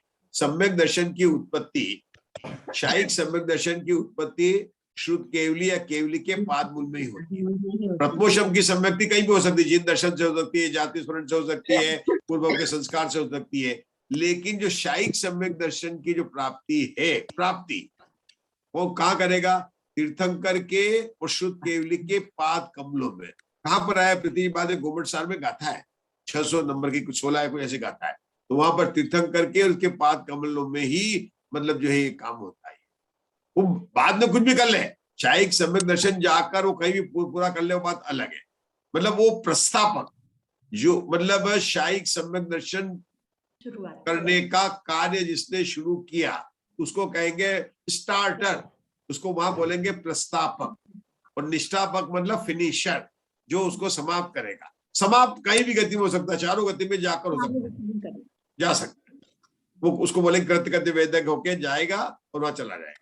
तो ये कह रहा, तो यहाँ पर शंकाकार ने बोला है कि जिसने तीर्थंकर के पाद मूल में रहकर सेवा की, अर्थात शायिक सम्यक दर्शन को प्रकट करने का कार्य प्रारंभ कर दिया, यही वास्तव में सेवा हुई। नहीं तो बाकी आप दूसरा जगत में सेवा जो होते ना, ठाकुर जी की सेवा, लड्डू चढ़ाकर सेवा, कोई सेवा व्यवहार हमारे जैन धर्म में नहीं है। चलिए आगे पढ़िए अभी मुझे वैसा समय हो गया है, पढ़ लीजिए थोड़ा सा। हाँ जी, हाँ जी। जिस शंका थी कि जिसने तीर्थंकर की सेवा की है और जिसने मोहिनी की 7 प्रकृतियों का क्षय कर दिया है, ऐसा क्षायिक समय दृष्टि जीव दुख बहुल त्रियंचों में कैसे उत्पन्न होता है? इसका समाधान है नहीं, क्योंकि त्रियंचों के नारकियों से अधिक दुख नहीं पाए जाते हैं। शंका, तो फिर नारकियों में भी समय दृष्टि जीव उत्पन्न नहीं होंगे? समाधान, ये नारकियों हमने तो सुना था, हम जब पढ़ाते हैं हमारे जो क्लास, कहाँ है सुरभि जी सबको पढ़ाती है ना क्लास में, क्या पढ़ाते हैं कि चारों गतियों में सबसे ज्यादा दुख कहाँ है? कि तिरंज गति में, कोई तिरंज गति में निगोद भी शामिल है, इसलिए सबसे ज्यादा नरक। यहाँ तो बोलते हैं, उल्टा बोल रहे हैं यहाँ पर,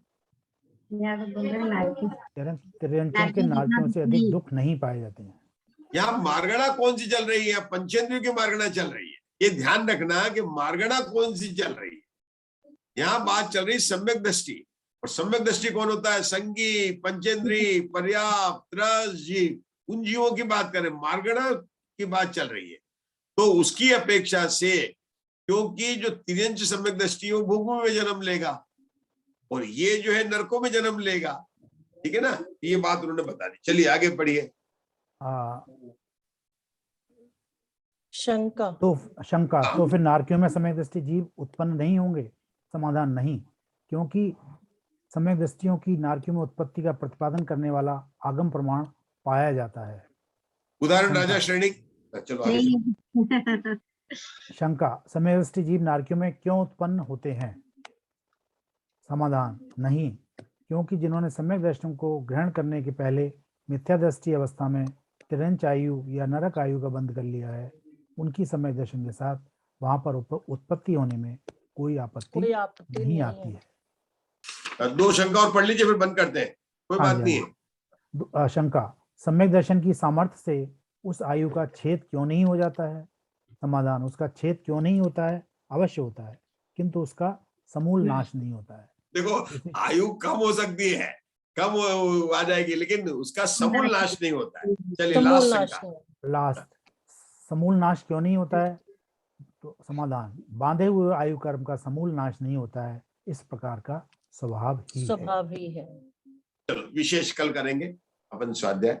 आज अपनी थोड़ी जो है बहुत धवला पुस्तक 10 के आधार का आपको स्वाध्याय किया। ये 250-300 पेज की हमने कथा आपको सुनाई थी संक्षेप, बिना गणित के, बस 84 हो गया आज ये, और 84 सूत्र हो गए अपने। ठीक है, बहुत अच्छा है। 84 लाए ना, और पहले सूत्र की टीका भी 84 पेज की थी, और आज अपन ने 84 सूत्रों का स्वाध्याय कर लिया है। बहुत अच्छा है। चलिए जिनवाणी स्तुति कर लेते हैं, ताकि फिर अगर कोई भी अपने को प्रसन्न करना है तो कर सकते हैं। चलिए, आज कौन करेगा? जो सबसे ज्यादा प्रसन्न हो करेगा जिनवाणी स्तुति। मैं करूंगी सर। हाँ बिल्कुल बिल्कुल, देखो ये रहता है बात, बिल्कुल करिए। जो जल्दी बोलेगा वही जल्दी मोक्ष जाएगा। चरणों में आए हैं, माँ अपनी शरण दे दो, भटके हैं राहों में, हमें ज्ञान किरण दे दो। सुख की अभिलाषा में संसार संवरा है, हर को अपना माना, यही दोष हमारा है। शुद्धात्म हो अपना, अज्ञान तिमिर हर लो, चरणों में आए हैं, माँ अपनी शरण दे दो। तुम्हें सब कुछ माँ, तोड़ा जग से नाता, तुम्हें सब कुछ माना है, सर्वज्ञ स्वभावी हूँ, तुमने पहचाना है। हम दास हैं चरणों के, यह प्रीत अमर कर दो, चरणों में आए हैं, माँ अपनी शरण दे दो। या वाणी के ज्ञान ते सूझे लोकालोक, सो वाणी मस्तक नमो सदा देत हूँ। जिनवाणी माता की जय हो।